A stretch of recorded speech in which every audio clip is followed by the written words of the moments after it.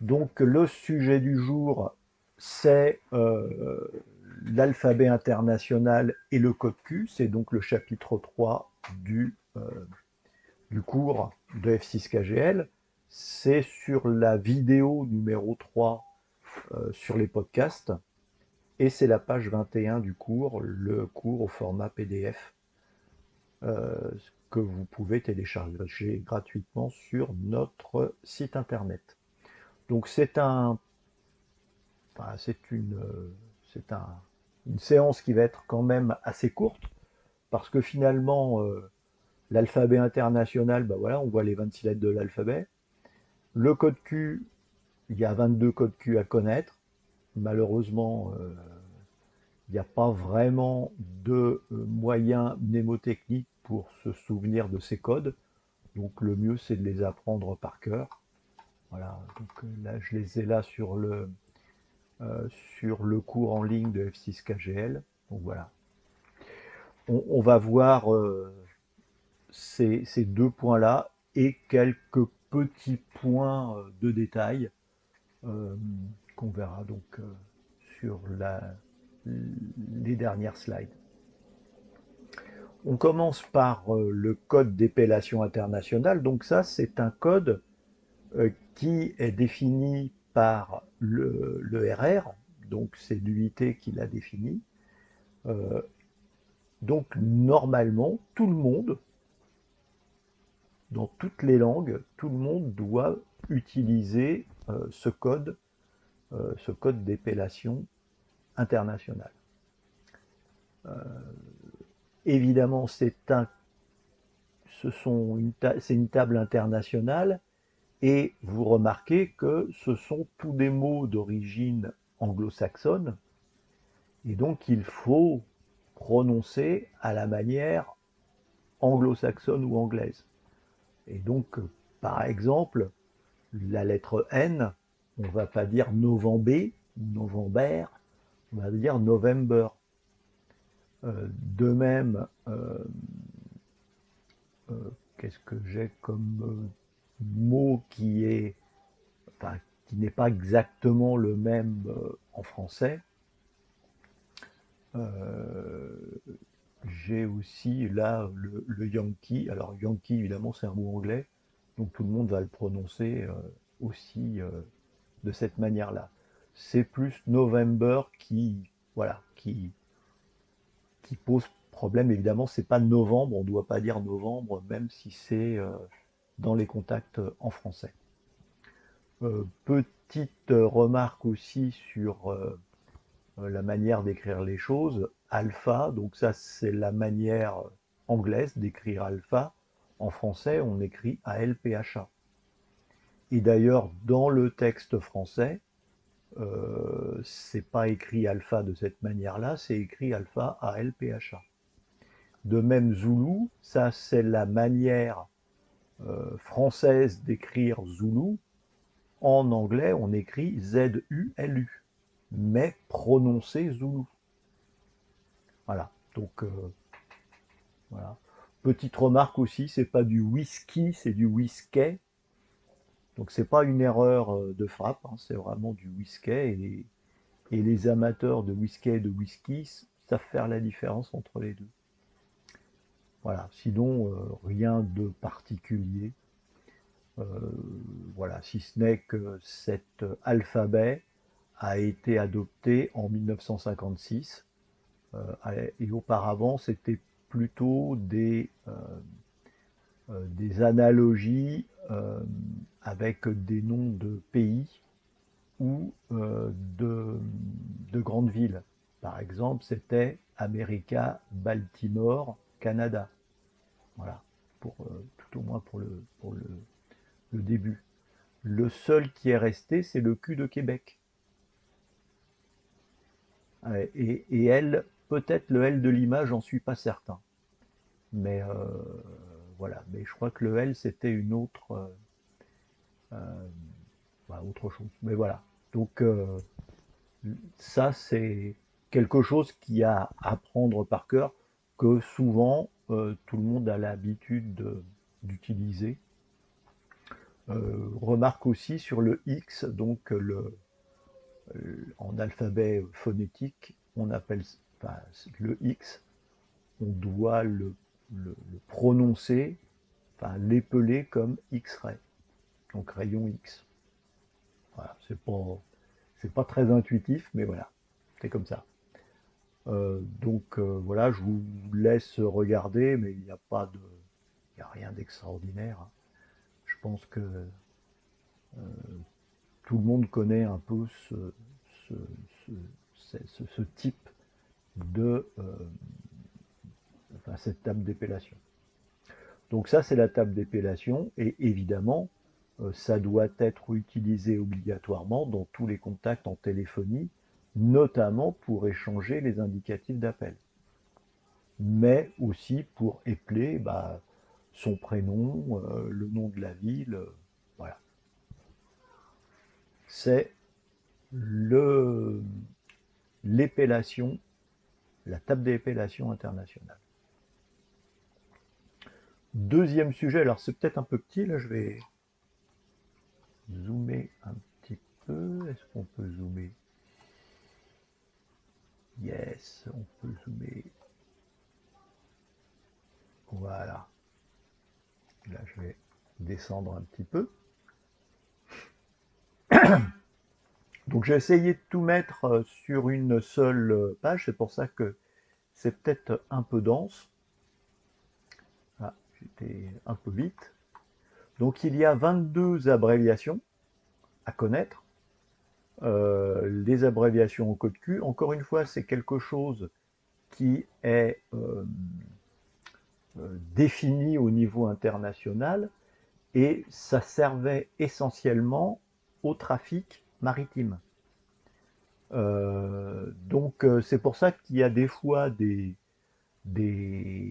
abréviations au code Q qui peuvent vous paraître bizarres, tout au moins dans la manière de poser la question. Typiquement, QTH, QTH c'est quelle est votre position en latitude et longitude.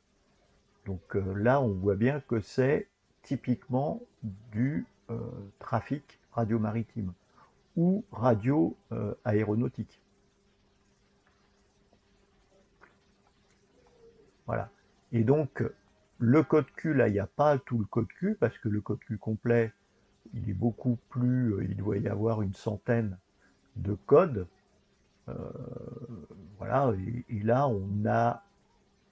Enfin, alors, premièrement, c'est le texte de la CEPT, le texte du programme AREC, qui a retenu ces 22 codes Q à connaître au niveau, enfin pour avoir l'équivalence CEPT.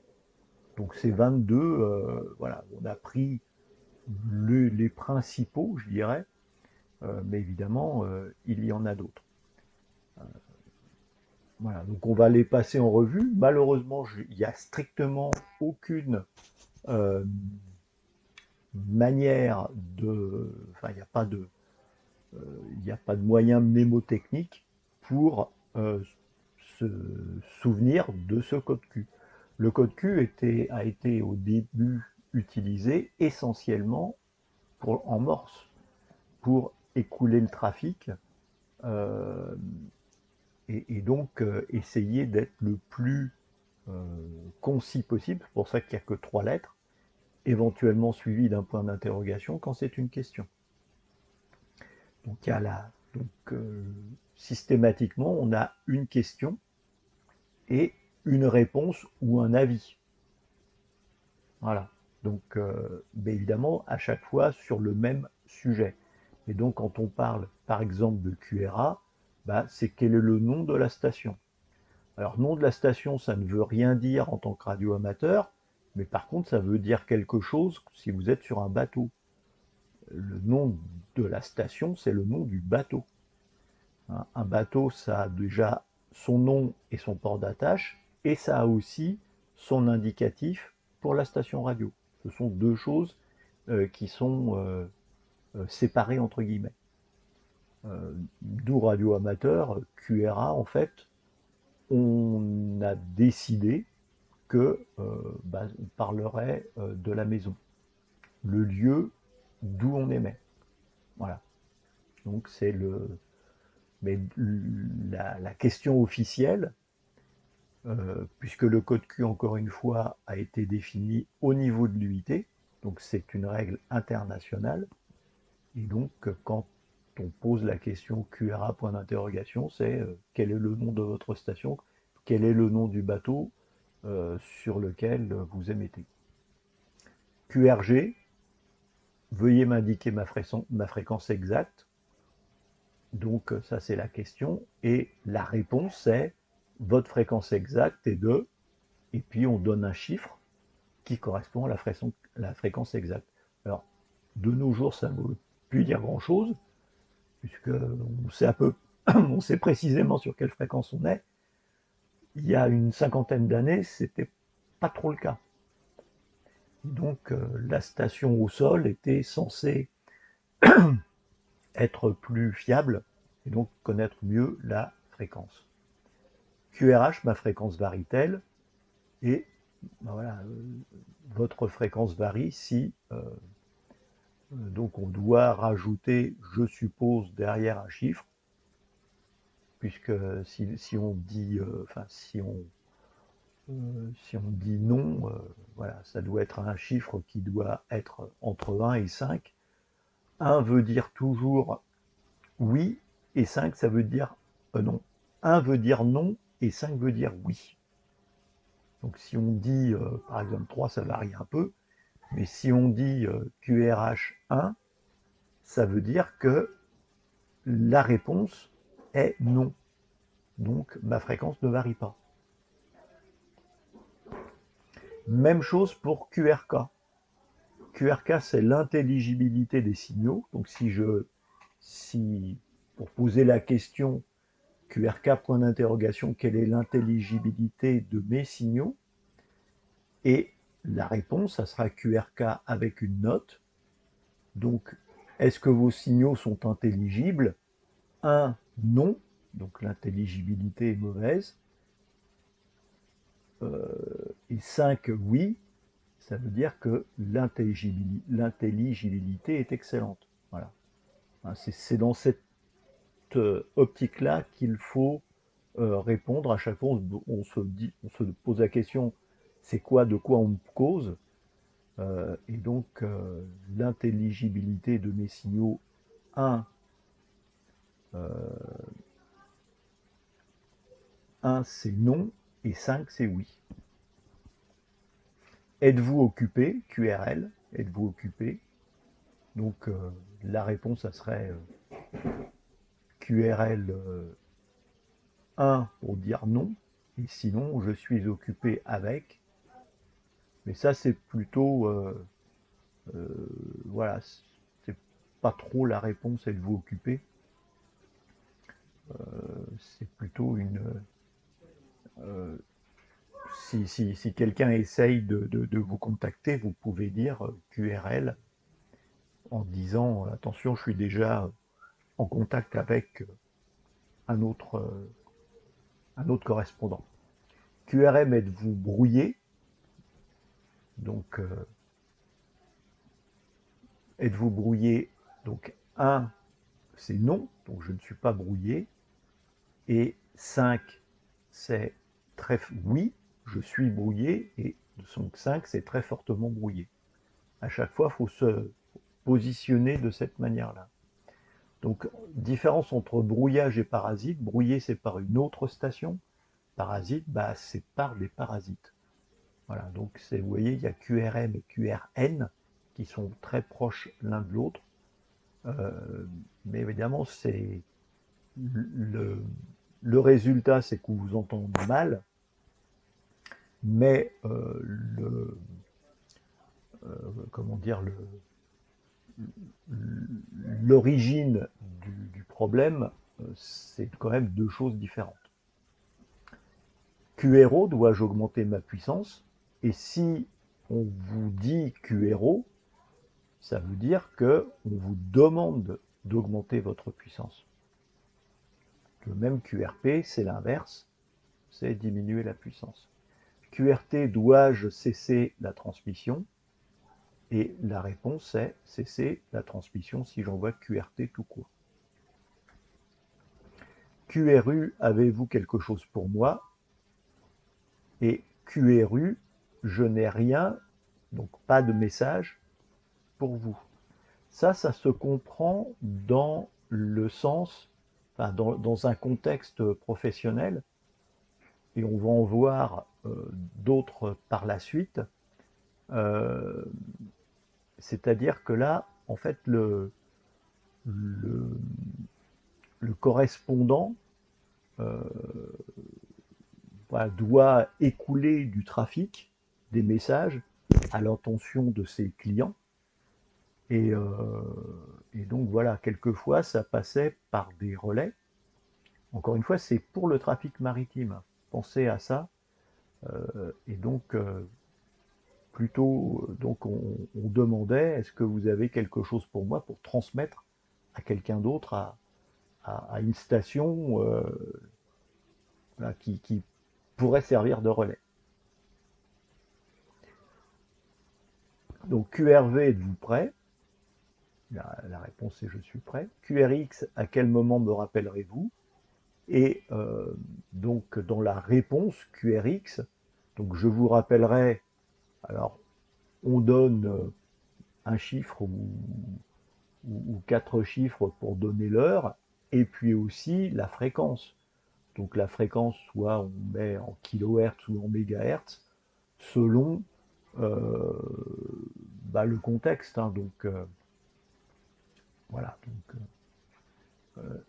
là, il n'y a pas de manière de codifier, mais voilà, si on voit 1500 et je dis n'importe quoi, 1425, on se doute bien que le premier chiffre est l'heure, puisqu'il y a 4 caractères, et les 5 caractères correspondent à la fréquence en kilohertz.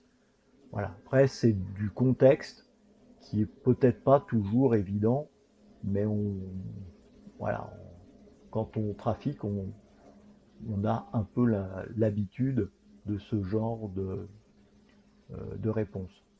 Le QRZ, c'est par qui suis-je appelé? Par qui suis-je appelé? Et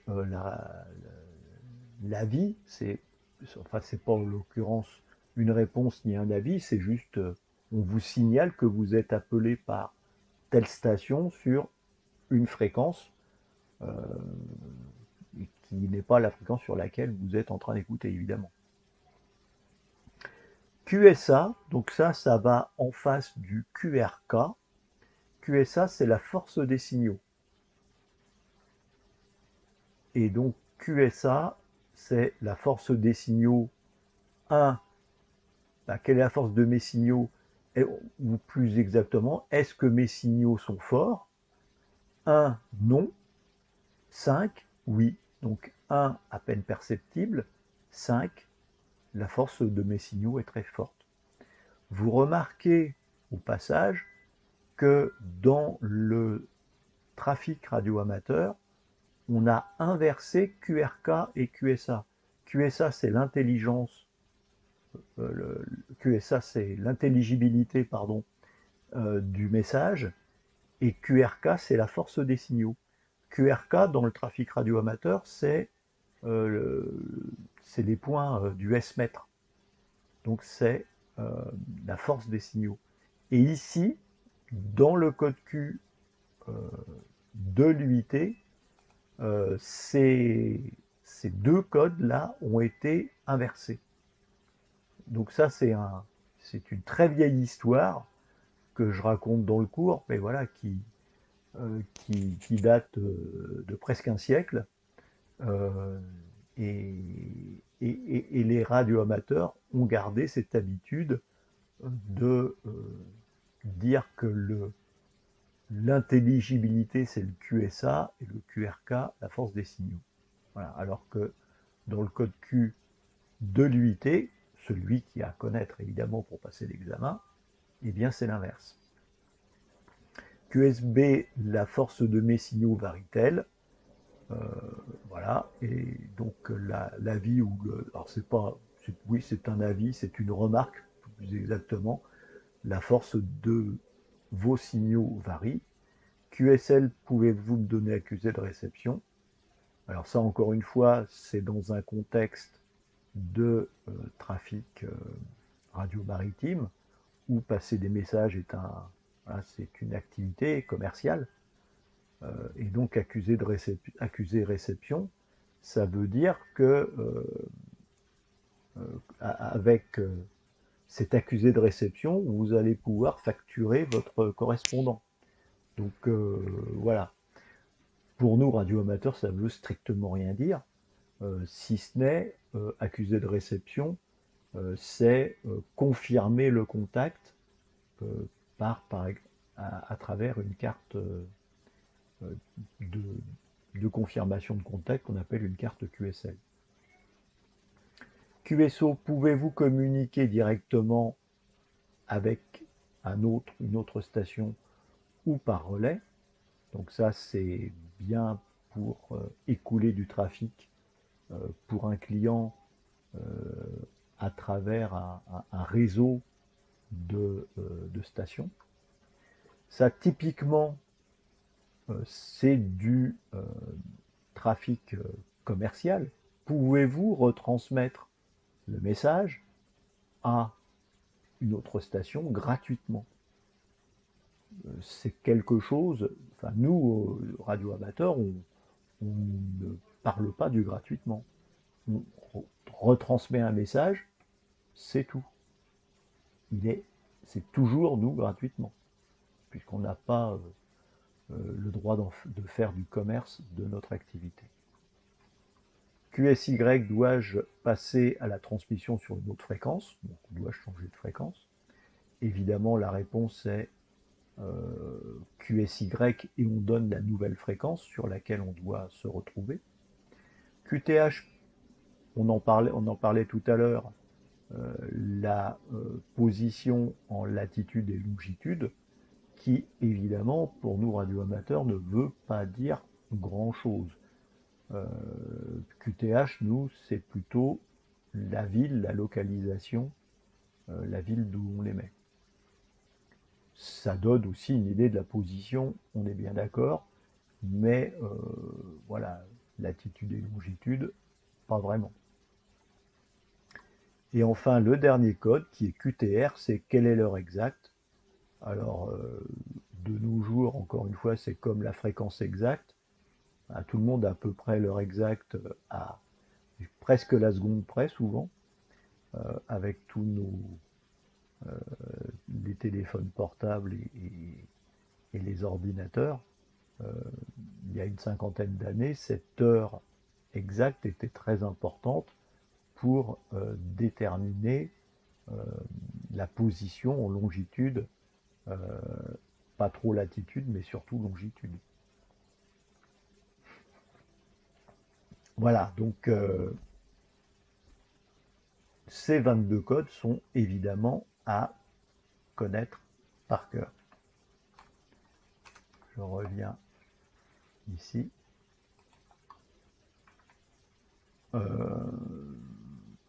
Alors, il y a d'autres abréviations du code Q en tout. Alors, vous voyez, il y a 77 codes Q, QRA à QTZ, et il y en a 37 dans la série des QO et des QU. Donc en tout, il y en a une grosse centaine de codes différents, et évidemment, ils ne sont pas tous à connaître, et heureusement.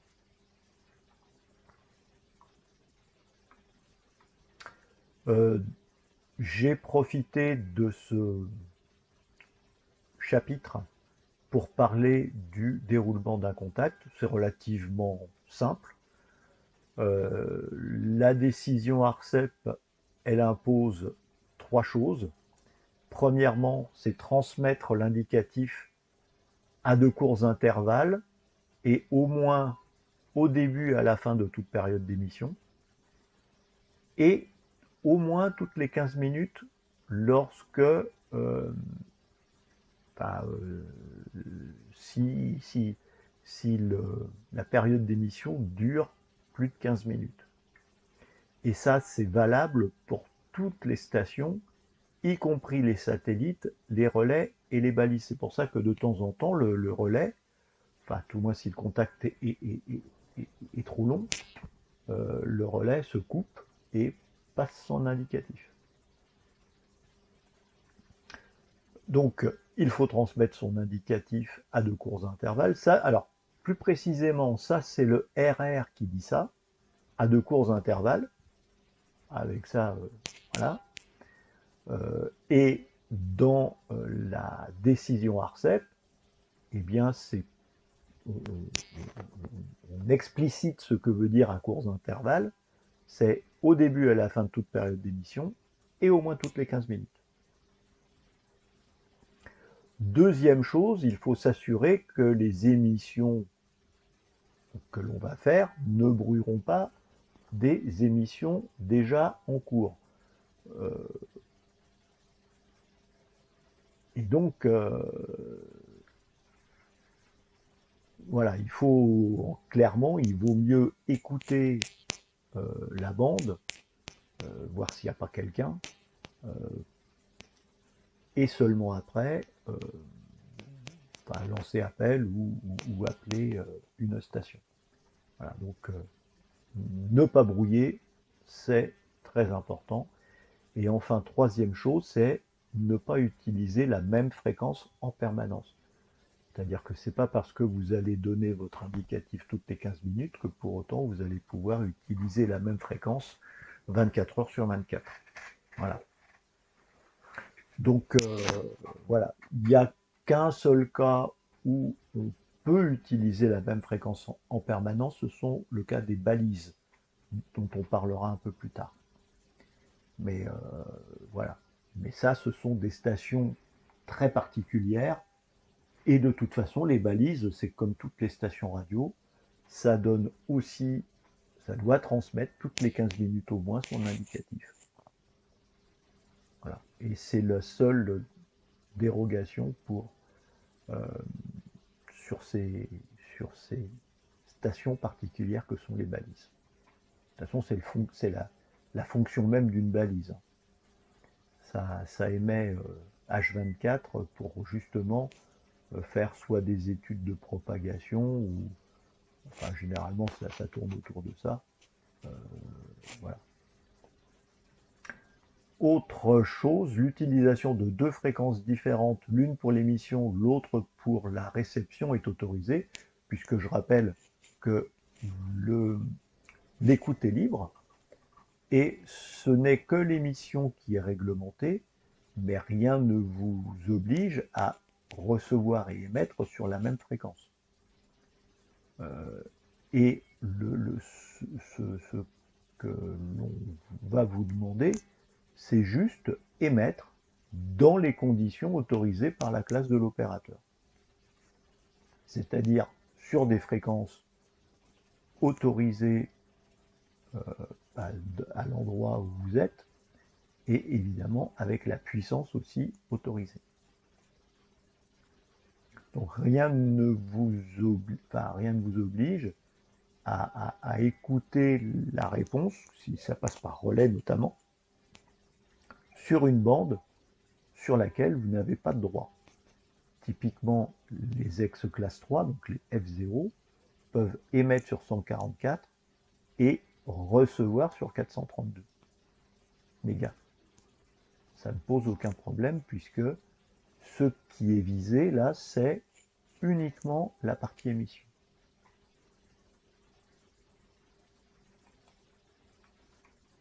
Je fais descendre ça en même temps.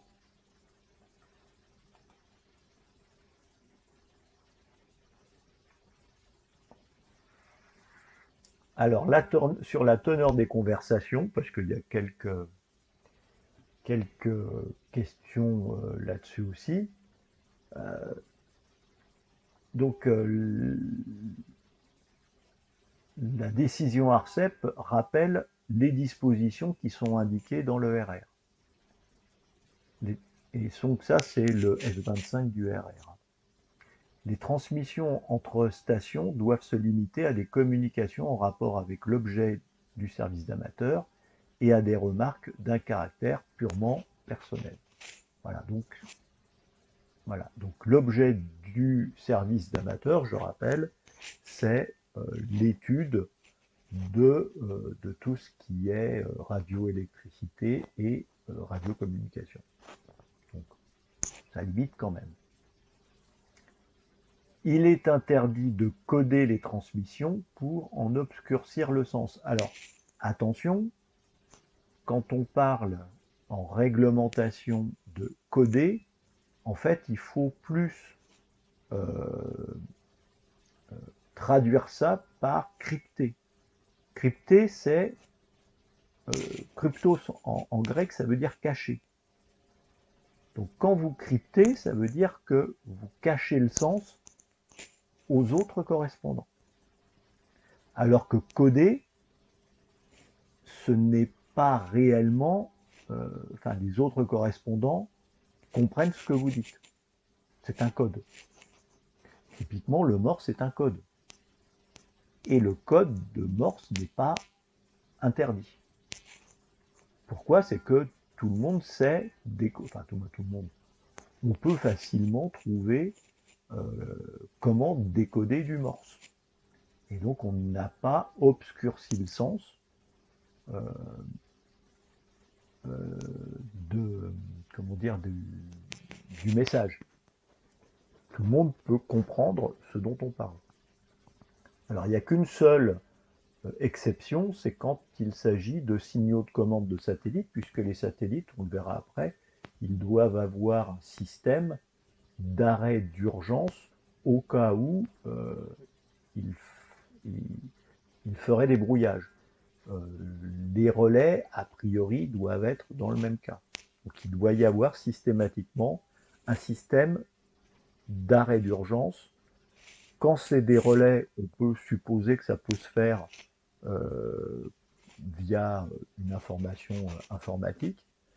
Quand c'est un satellite, la seule manière, c'est par radio.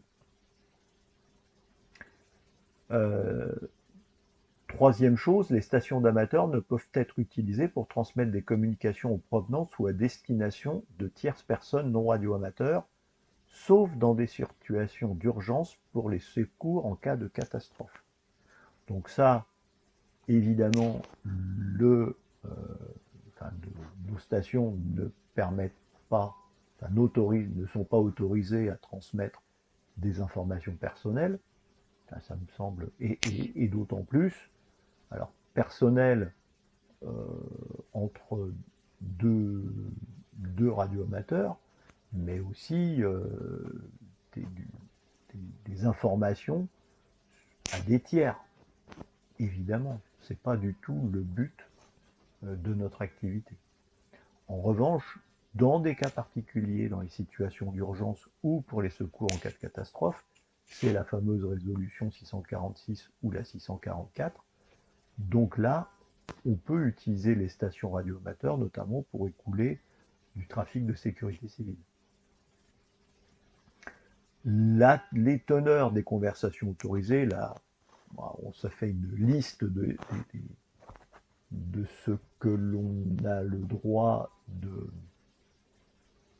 converser dans nos contacts.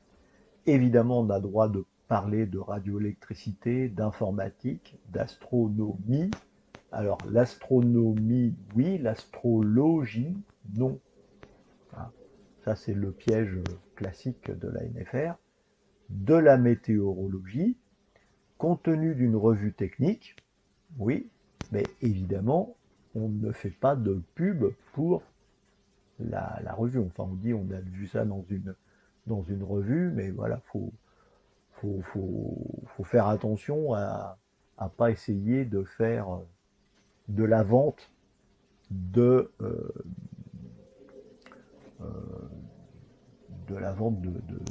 cette revue, quoi. On a le droit de parler de réglementation, super, de la vie associative, donc on peut dire, il y a l'assemblée générale de tel radio club, voilà, telle date, tout le monde est bienvenu, etc. etc. On peut donner son adresse et son numéro de téléphone personnel, le sien. Enfin, je vous déconseille quand même, mais bon, faites ce que vous voulez. Ou son adresse mail, évidemment. Mais évidemment, on n'a pas le droit de donner ceux des tiers, même s'ils sont radioamateurs. Et on a le droit de faire du radioguidage. Alors, auparavant, alors quand on dit en fait, quand je dis auparavant, c'est que cette liste-là, elle avait été définie dans un bouquin qui s'appelait Le Guide du radioamateur et qui était en l'occurrence édité par l'ART. Ah non, 1989, c'était le CSA. Et donc le CSA avait voilà, sorti un petit bouquin et dedans il y avait la liste des conversations autorisées. Et donc cette liste-là, elle est issue de ce petit bouquin, mais en aucun cas c'est dans la réglementation française de style la décision 12-1241, où là on n'a pas grand-chose à part dire que les communications doivent être en rapport avec l'objet du service amateur. Voilà. Pour rappel quand même, l'écoute est libre en France depuis, c'est récent et pas récent, c'est 1990, donc voilà, 33 ans, c'est pas si vieux que ça. Enfin, tout dépend quel âge vous avez, toujours pareil.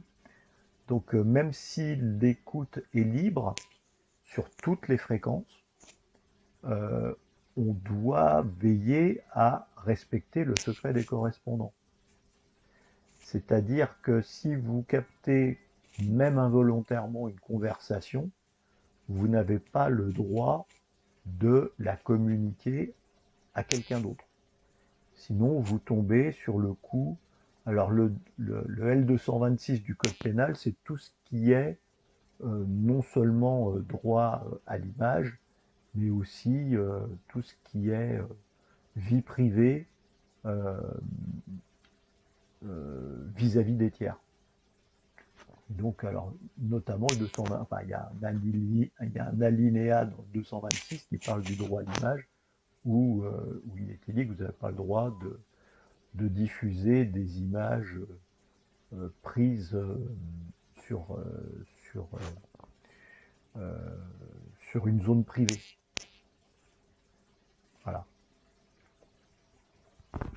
Et là, c'est tout. Là, c'est le secret des correspondances. Même chose, vous n'avez pas le droit d'ouvrir le courrier de quelqu'un. C'est bête, mais enfin bon. Voilà. Et donc, vous n'avez pas le droit non plus de communiquer sur une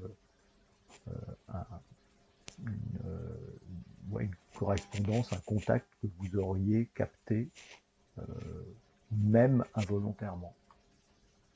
Et encore plus si c'est volontairement, évidemment. Voilà, donc c'est fini pour ce soir pour la partie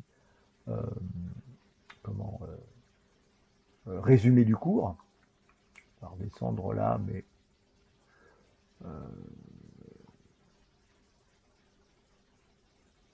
voilà, il n'y a pas d'autres questions. On va se faire maintenant les séries. Donc on va faire 3 séries sur examen web. La série P09 où on va parler d'alphabet et du code Q. La série 10 où on va continuer à parler du code Q et où on va voir les autres sujets. Et donc la série numéro 11 qui va récapituler tout ce que l'on a déjà vu des séances précédentes. Et je vous laisserai vous faire vous-même la série numéro 12 pour la semaine prochaine si vous voulez. La P09.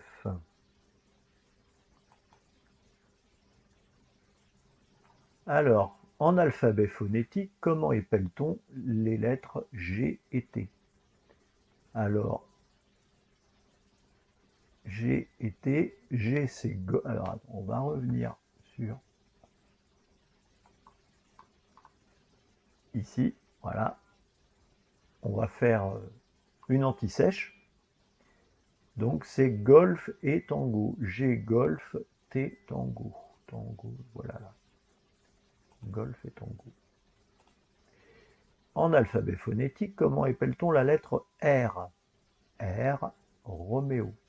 Vous remarquez que comme c'est des mots d'origine anglaise, c'est l'orthographe anglaise, et donc Roméo, il a perdu son accent aigu sur le E, et Juliette, elle a perdu son E à la fin de son prénom.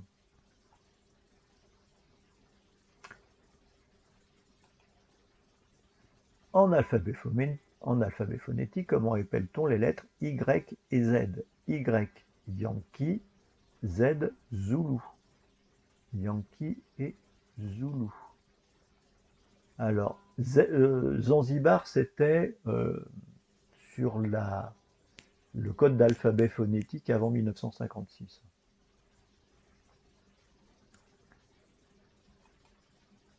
Épellation de la lettre U. Alors, le piège, là, c'est que vous avez uniforme écrit à la française et uniforme à l'anglaise. Et évidemment, c'est l'uniforme à l'anglaise qui est la bonne réponse.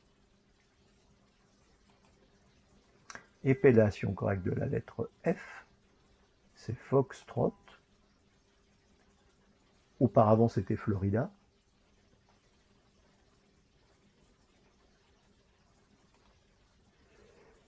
Alors donc, après les lettres, vous avez aussi des indicatifs. Alors, des indicatifs complètement farfelus. Typiquement, celui-là n'aura jamais pu exister. Mais voilà, peu importe. Vous remarquez aussi que dans l'alphabet phonétique, il n'y a pas de chiffre. Alors, l'ERR a défini des codifications pour les chiffres, mais c'est pas du tout utilisé par les radioamateurs. En fait, on donne deux chiffres dans la langue dans laquelle on fait le contact. Donc en français, si on fait le contact en français, en anglais, si on fait le contact en anglais, etc. Et donc, voilà, il n'y a pas de code d'épellation à connaître pour les chiffres. Donc la FC, donc Foxtrot Charlie, 8, X-Ray, c'est bon, November, Sierra. Bah, il est pas mal celui-là. Qu'est-ce qu'on a d'autre? Foxtrot Charlie, là j'ai pas le 8 et j'ai pas le November. Là c'est France, donc c'est pas bon. Et là c'est Nancy Sugar à la fin, c'est pas bon non plus. FD6 à LO, encore une fois, ce type d'indicatif n'aura jamais pu exister, même si à un moment on a eu un petit intermède musical avec en France des indicatifs à 2 lettres au préfixe. Ça, vous reprenez dans le chapitre, dans le premier chapitre, vous avez dans l'histoire du radioamateurisme, vous avez l'explication de ce qui s'est passé dans les années 90 avec ces indicatifs. Donc là, c'est Foxtrot Delta. J'ai un Foxtrot Delta ici. Ça me semble pas mal. Alpha Lima Ontario. Non, c'est Alpha, c'est pas Ontario, c'est Oscar. Vous remarquez que Alpha est écrit ici à la manière française. La NFR nous l'écrit toujours à la manière française, alors que dans le code international, c'est Alpha ALFA. Et de même, on écrit Zulu en français ZOU-LOU, en anglais c'est ZULU, mais prononcé Zulu. Comment épelle-t-on FD6JZK? Alors Foxtrot Delta 6, qui est écrit en toutes lettres, Juliette Zulu Kilo, c'est pas mal ça. Donc c'est France, c'est pas ça. Zanzibar, c'est pas ça. Et là, kilowatt, c'est pas ça. Juste un truc, Foxtrot, c'est écrit avec un tiret entre Fox et Trot. Alors Foxtrot, c'est une danse. Hein. Foxtrot, ça va avec le tango. Ah, c'est les deux mots voilà, qui sont ensemble pour indiquer que c'est une danse.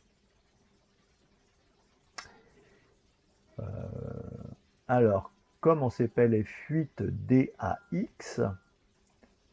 Alors, Florida, c'est pas ça. Foxtrot, Delta, Alpha, X-Ray, c'est pas mal.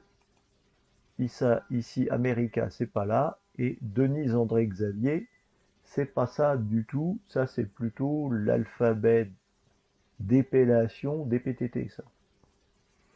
Puisque les PTT utilisaient des prénoms pour, pour donner pour épeler les, s'il y avait besoin d'épeler quelque chose, notamment les noms de famille. Comment s'appelle F4WTP? Donc Foxtrot, Whiskey, Tango. Alors, déjà, l'indice, vous avez un accent sur le E, donc ça ne peut pas être la réponse, puisqu'encore une fois, en anglais, les accents n'existent pas. Donc c'est pas ça. Florida, c'est pas ça. Foxtrot, Cat, Whiskey, Tango, Papa, c'est pas mal. Et ça, c'est France. William, Thomas, Paul, c'est pas bon. Il n'y a pas de prénom à part Roméo et Juliette. Épelé F6MTV, donc Foxtrot, Mike, Tango, c'est pas Victoire, c'est Victor, que voici ici, Foxtrot 6, Mike, Tango, Victor. Épellation de FT5, TIO, donc Foxtrot, donc Florida c'est pas bon, Foxtrot Tango 5 Tango India Oscar, c'est pas mal. Ici c'est France, donc c'est pas bon. Et là c'est Ontario, donc ce n'est pas bon non plus. Comment s'appellent les fins et U? Fox 1 Zulu uniforme. Alors c'est pas Fox, même si souvent en français, pour aller plus vite, on dit Fox, en fait c'est Foxtrot. 1 Zulu uniforme. Épellation correcte de l'indicatif FD6 ALO.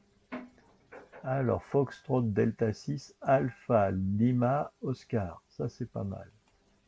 Foxtrot Danemark, c'est pas bon.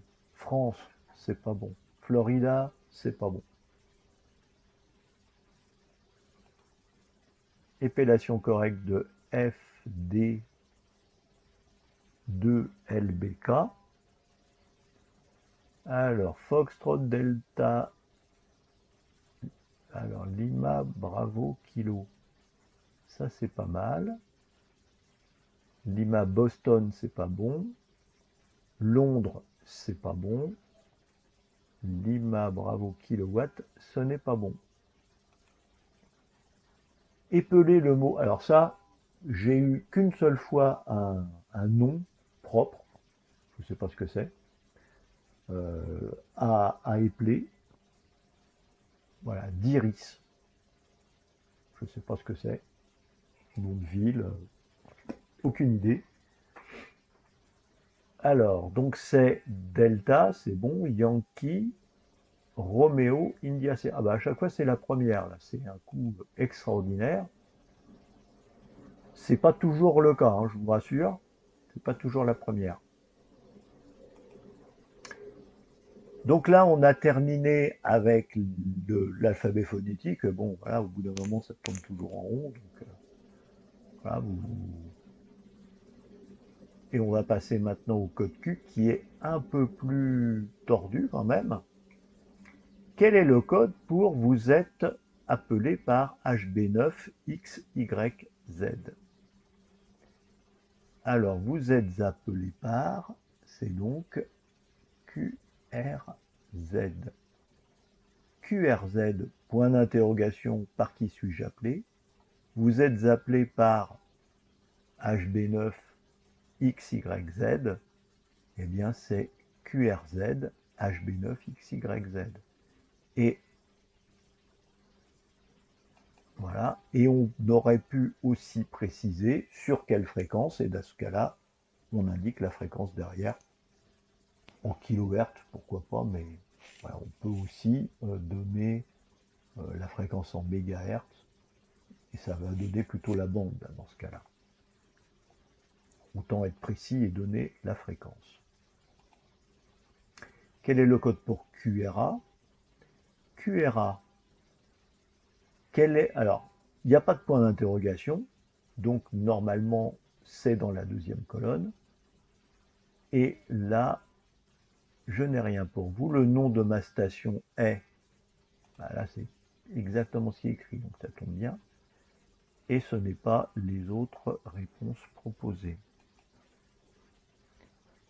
Quel est le code pour QRG? Et là, il y a un point d'interrogation. Donc QRG, point d'interrogation. QRG. Voulez-vous m'indiquer ma fréquence exacte? Alors, voulez-vous m'indiquer ma fréquence exacte? C'est pile poil la bonne question. Quel est le code pour QRH? QRH, votre fréquence varie. Alors là, je suis embêté parce que derrière, quand même, là, j'ai pas de point d'interrogation. Et là, toutes les réponses que j'ai, il y a un point d'interrogation derrière. Voilà. Donc en fait, il faut regarder de quoi on parle. Et là, on va parler QRH, ma fréquence varie-t-elle? Voilà, donc c'est tourner autour de la fréquence qui varie, donc voilà, un problème de stabilité de votre émetteur. Vous avez répondu à tout, on finalise, et on n'est pas trop mauvais hein, quand même.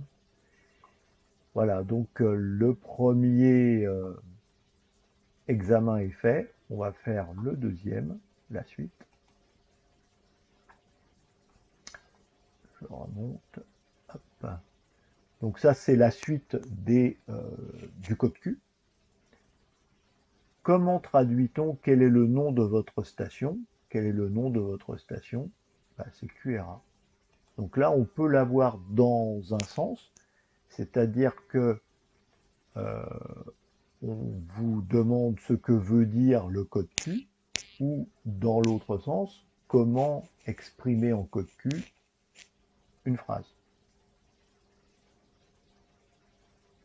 Alors, le terme traduire, voilà, c'est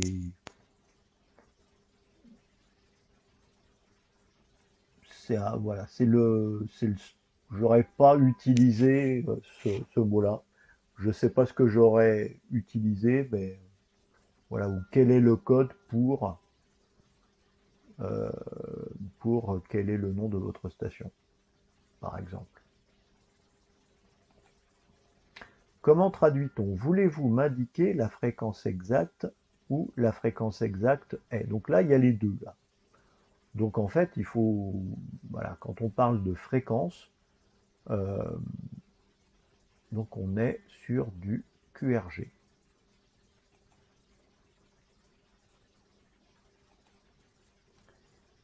Comment traduit-on ma fréquence varie-t-elle? Donc là, c'est QRH. Comment traduit-on quelle est l'intelligibilité de mes signaux? Donc l'intelligibilité, c'est le QRK. Comment traduit-on êtes-vous occupé? C'est QRV. Non, êtes-vous prêt? Êtes-vous occupé? C'est QRL. C'est bien d'avoir le brouillon devant soi. Vous voyez, il y a bon, QRK, c'était sûr, c'était pas là. Mais QRV, c'est êtes-vous prêt? Et QRX, à quel moment me rappellerez-vous? Donc voilà, ce sont, alors c'est pas la même signification évidemment, mais c'est toujours un peu sur le même thème. Comment traduit-on êtes-vous brouillé? Donc là, c'est du QRM. QRN, ce sont des parasites. Donc c'est pas QRN. QSB, c'est du fading, donc la puissance qui varie. Et QRH, c'est la fréquence qui varie. Donc là, c'est un problème de stabilité des émetteurs. Mais voilà, à chaque fois, il y a des problèmes sur la transmission là, de ce type d'émission. Comment traduit-on êtes-vous troublé par des parasites? C'est donc le QRN. Comment traduit-on dois-je augmenter la puissance d'émission? Donc augmenter c'est QRO, diminuer c'est QRP. Comment traduit-on dois-je diminuer la puissance d'émission? C'est QRP. Comment traduit-on dois-je cesser les émissions? C'est QRT. Et on arrive à des...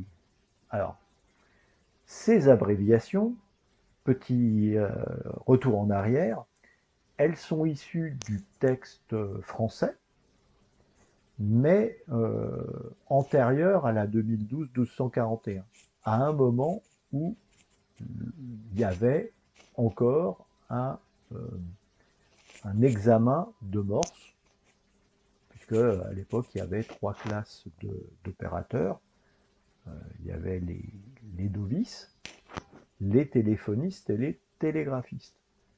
Dans l'épreuve de télégraphie, il y avait quelques codes, des abréviations autres que le code Q à apprendre, dont ce fameux PSE. Évidemment, cet article a été abrogé lorsque l'obligation de passer un examen morse a été, enfin tout moins quand on a supprimé l'examen morse, tout simplement. Pour autant, les quelques questions qu'il y avait sur ces codes-là ont perduré, donc on a notamment ce PSE. Et PSE, c'est please en anglais, donc s'il vous plaît. Voilà, donc il y a PSE, il y a RX récepteur, TX émetteur, et il doit y avoir encore un autre code dont je ne me souviens plus. Qu'est-ce qu'on avait? Je les avais notés, voilà. Donc CQ, bon, ok. On a ce qui est souligné dans le cours, là, ce sont des questions que j'ai déjà vues. Donc, please, qui est déjà passé, RX, TX, et c'est voilà, c'est les 3 codes sur lesquels il y a encore des questions, mais normalement, ils auraient dû être retirés puisque cette partie de l'examen a été abrogée. Le texte a été abrogé. Quand devez-vous transmettre votre indicatif? On passe au slide suivant.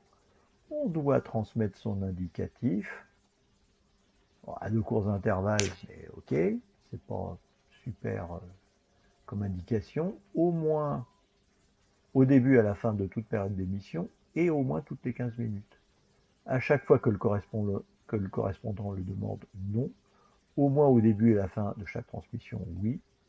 Une fois au cours de chaque transmission, non, c'est au début et à la fin. Et une fois au cours d'une liaison avec le même correspondant, non, c'est à chaque fois qu'il y a une période d'émission. Que doit faire un radioamateur qui veut transmettre pour éviter les brouillages? Ben, tout simplement, c'est vérifier que la fréquence qu'il va utiliser est libre. Sinon, il y a du brouillage potentiel. Brouillage, ça veut dire que deux stations sont très proches en fréquence ou sur la même fréquence. Et de ce fait, ben, c'est assez difficile à, à comprendre ce que veut dire le correspondant.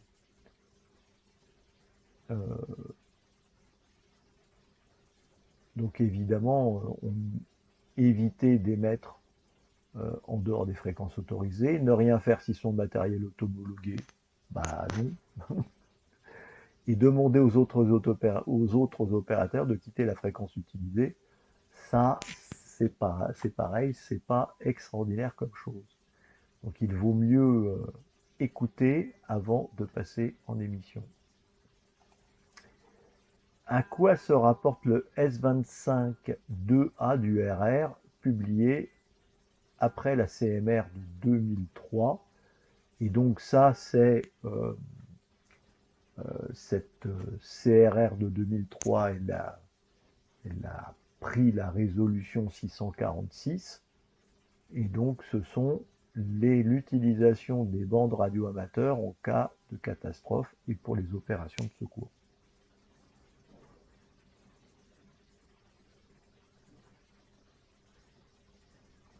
Sinon, les autres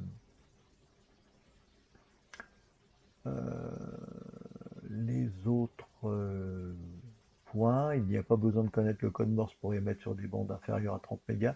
C'est aussi quelque part le RR qui l'a décidé, mais de mémoire c'était avant. Les radioamateurs peuvent utiliser leur indicatif temporairement à l'étranger dans le cadre de courts séjours.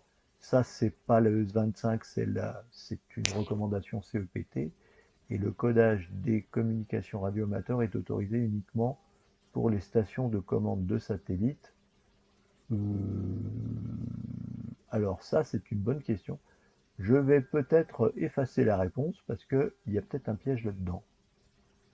Voilà, on verra à la fin. Il faudra regarder ce que c'est que le S25-2A du RR que j'ai pas été le chercher encore. J'aurais dû préparer la chose. Bon, on peut aller regarder. Hein. Hop, on va aller regarder tout de suite puisqu'on a le temps. Alors, sur le site, les cours, formation, je vais vous montrer. On a tout ça en ligne. Donc normalement, si ça ne veut pas. Voilà. Alors, tuc, en HTML. Donc ça, c'est tous les textes de réglementation. Et on peut aller chercher là-dedans le RR. Alors, il est où le RR? Il est vers la fin. Ça, c'est les recommandations.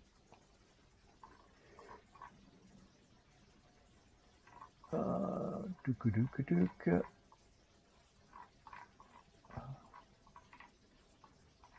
Paiement de la CPT. Allez. Encore plus bas. Ah, je suis peut-être trop descendu là. C'est quoi les normes? Les normes, c'était trop bas.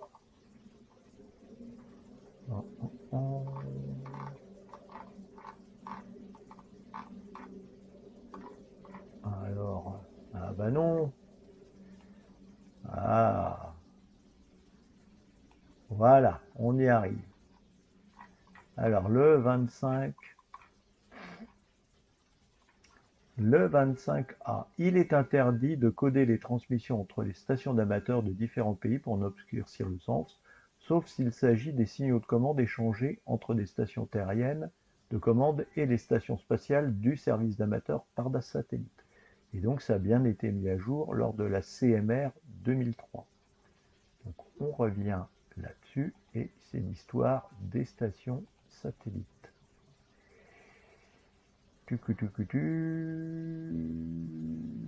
Voilà.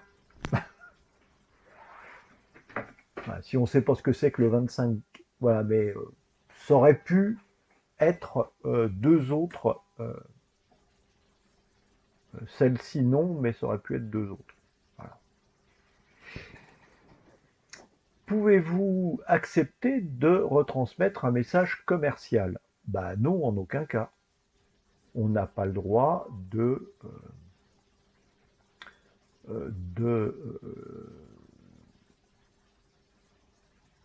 communiquer, voilà, c'est écrit là, voilà. Les stations de hauteur ne peuvent être utilisées pour transmettre des communications en provenance ou à destination de tierces personnes non radioamateurs, sauf dans des cas de situation d'urgence. Là, il n'y a pas cette histoire de communication d'urgence, donc c'est non, en aucun cas, sauf, encore une fois, alors quoique c'est un message commercial, alors que là, dans les situations d'urgence, ce sont plus des messages personnels. Quel est l'objet du radioamateurisme?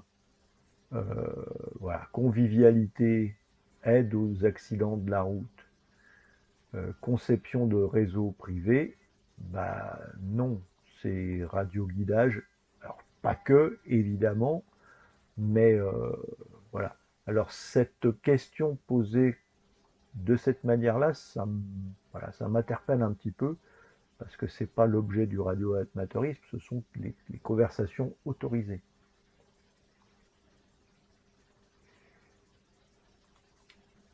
Quelle peut être la teneur des messages entre radioamateurs? J'aurais mis avec un S au bout, mais bon, voilà. Échange sur la technique radio, oui. Transmission d'informations d'un tiers, bah non, puisque on a les tiers radioamateurs ou non, euh, on n'a pas la possibilité de transmettre leur message. Vente d'objets, bah, pas vraiment. Diffusion de la musique, encore moins, puisque ce n'est pas prévu dans les conversations autorisées. Peut-on transmettre des informations personnelles d'un autre radioamateur? Uniquement son numéro de téléphone, surtout pas. Non, en aucun cas, ça me plaît bien. Oui, si c'est le président d'une association ou un responsable de relais. Être le président d'une association, ça ne vous donne aucun droit, surtout là-dedans. Oui, si le radioamateur concerné a expressément donné son accord, bah non. Donc c'est non en aucun cas. A-t-on le droit d'utiliser le cryptage? Non. Et même après autorisation de la NFR, de toute façon la NFR ne vous donnera pas l'autorisation de faire du cryptage. Voilà. Encore une fois, le cryptage, c'est ce que dans les textes de réglementation on appelle le codage, et c'est pour obscurcir le sens d'une conversation.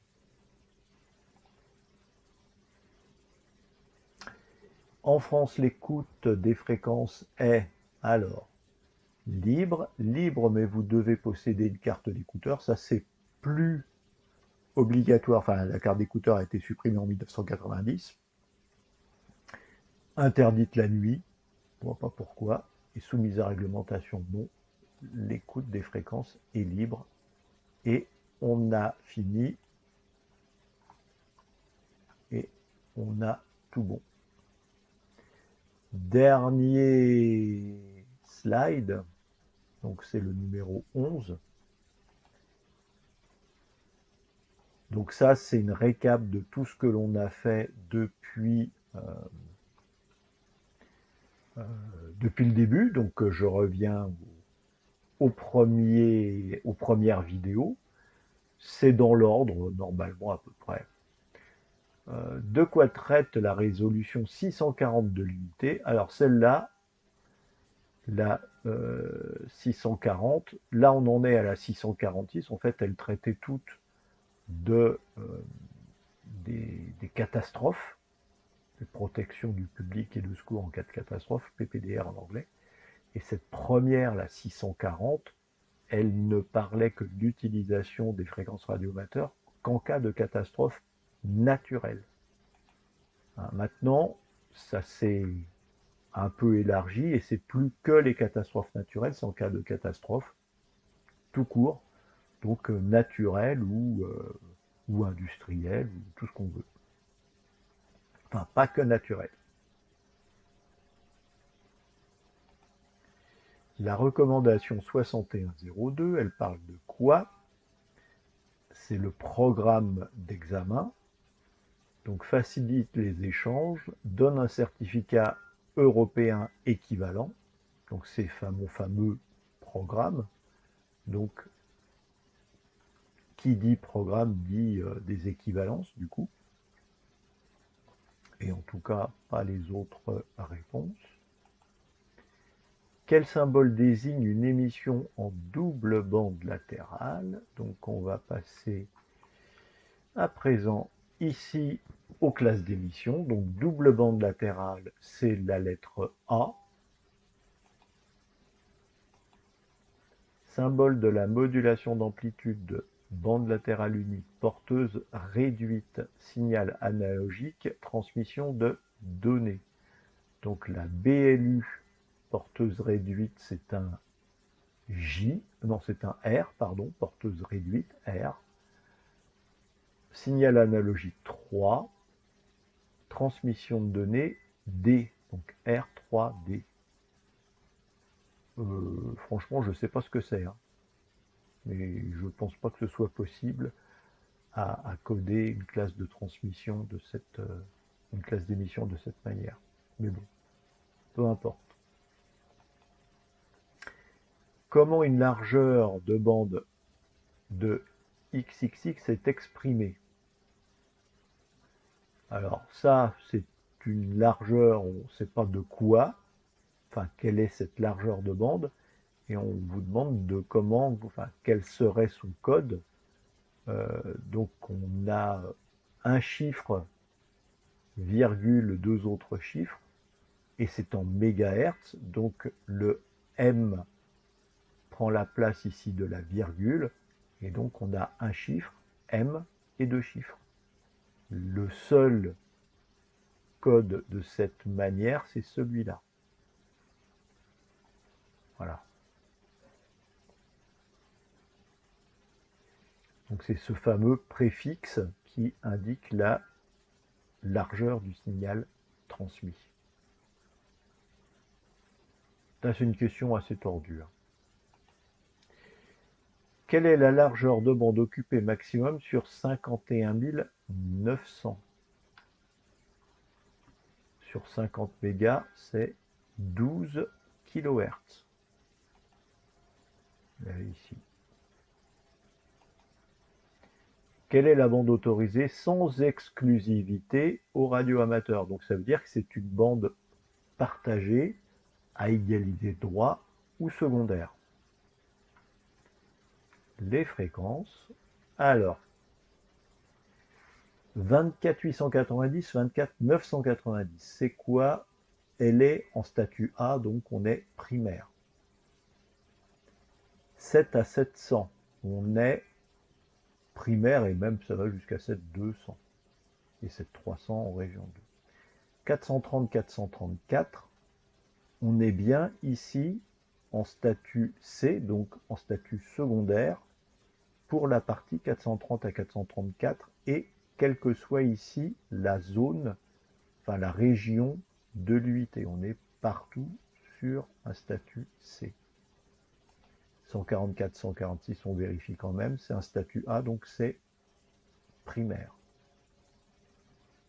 Donc, alors, primaire, en règle générale, ça veut dire un statut exclusif. Il n'y a que les radioamateurs qui sont affectataires de la bande. Quelles sont les limites de la bande 21 mégas en France métropolitaine, 21 mégas, c'est 21 à 21 450. Alors attention, ici, il y a marqué kilohertz. Or ici, j'ai une virgule. Si c'est une virgule, en français, la virgule est un séparateur décimal. C'est-à-dire que, tel qu'écrit comme ça, la bande, elle irait de 21 kHz à 21,45 kHz. C'est pas le cas.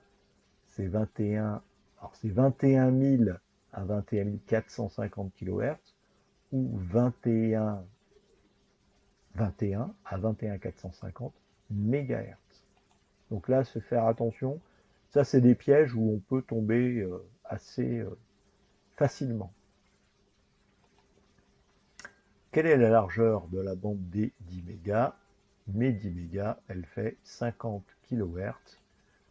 Toutes les autres réponses, ben, c'était à côté de la plaque, enfin, peut-être le 150 kHz, mais il faut savoir que c'est une bande quand même assez étroite. Qui peut émettre sur 51 mégas?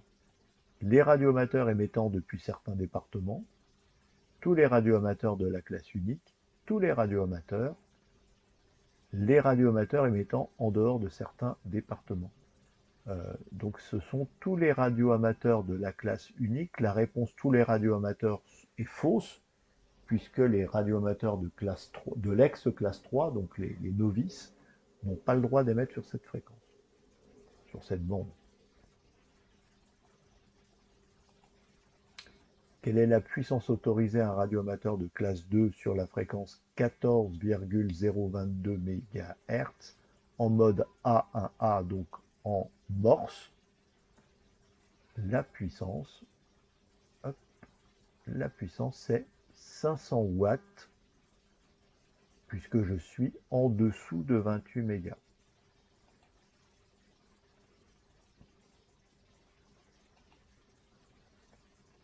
Oui, je reviens en arrière. Pardon. Hop. Ah, bah alors. Ouais, c'est bizarre ça. Bon. Alors, on va essayer de se remettre. Voilà. On va se remettre là. C'est plus simple. Il réagit bizarrement, l'écran, quand on le positionne comme ça. Donc là, on parle de radioamateurs de classe 2. Donc ces classes 2, ce sont les radioamateurs qui étaient des opérateurs téléphonistes, donc qui n'avaient pas passé l'examen de Morse. Et donc, à un moment dans la réglementation, comme vous n'aviez pas passé l'examen de Morse, vous ne pouviez pas émettre en Morse. Voilà. Donc ça, c'était... voilà. Et voilà, donc cette question, je suppose qu'elle a été retirée de la base de données ANFR, je suppose, mais voilà, donc ça c'est une ancienne question qui mériterait peut-être d'être retirée, mais voilà, plus pour votre information. Épellation correcte de la lettre V, évidemment c'est Victor, on y va, hop, mon petit Victor.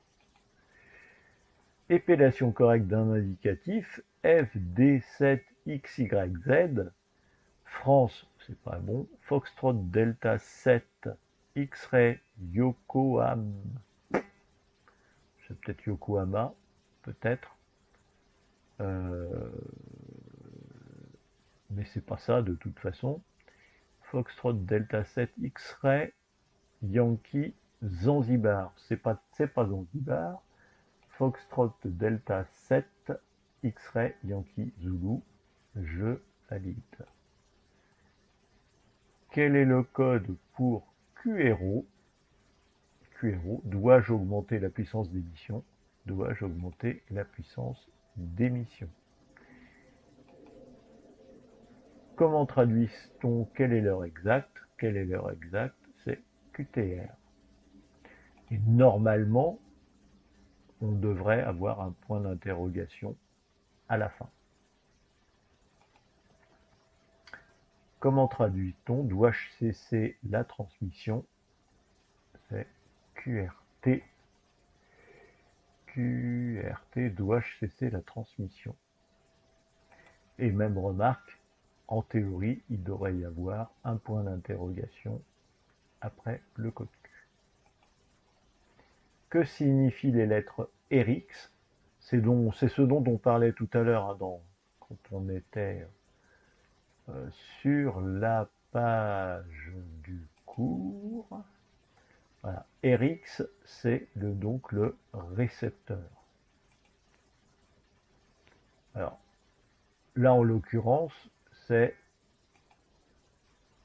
enfin, en anglais, un récepteur se dit receiver. Voilà. Donc, en plus, il faut connaître l'anglais, mais voilà quelles étaient enfin, la réponse remontée dans le compte-rendu. Évidemment, les autres propositions sont complètement farfelues. Avez-vous le droit de recevoir d'un radioamateur un message relevant de la vie privée d'un tiers pour le transmettre à un autre radioamateur?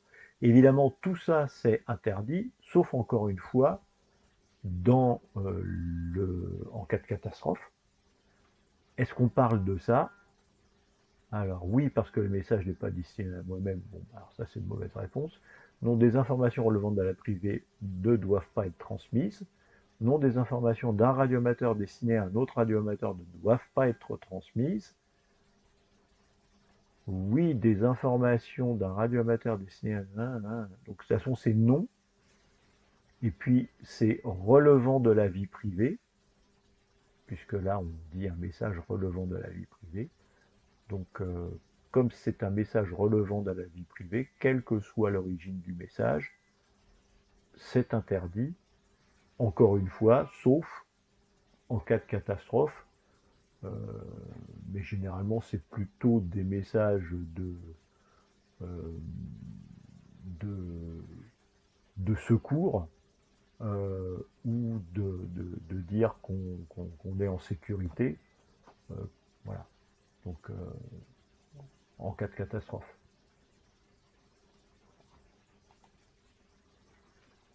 Quelle est la teneur des conversations autorisées? Alors, la teneur des conversations autorisées. Radio-guidage sur relais, normalement, c'est interdit. Le radio-guidage est autorisé, mais enfin, ça faisait partie ça, de mon fameux bouquin de 1989, où pour le radio-guidage, voilà, c'était explicité et que le radioguidage sur relais était interdit, sauf dans le cadre d'une manifestation radio-amateur. Voilà. Donc, si vous voulez reprendre ce bouquin, qui doit être d'ailleurs dans le cours, si je ne m'abuse, on va essayer de retrouver ça. Voilà, extrait du guide du radio-amateur. Est-ce que ça marche? Voilà, extrait du guide du radio-amateur. Catégorie de station, sanctions. Voilà, teneur des conversations. Donc ça, c'était un extrait de ce bouquin. Et donc là, on avait notamment ici radioguidage sans utiliser les relais, occasionnellement pour des manifestations à radio-amateur, radioguidage sur les relais. Voilà. Et donc, à la fin, il y avait donc indiqué, de plus sont autorisées des remarques de caractère personnel qui, vu leur faible importance, ne justifieraient pas une transmission par le service public des télécommunications, puisque évidemment, Il n'était pas question à l'époque, hein, on est en 1989, donc voilà, ça fait quand même un certain temps, euh, il n'était pas question de concurrencer notamment les PTT, puisque à l'époque ça s'appelait encore les PTT, pour transmettre des messages personnels.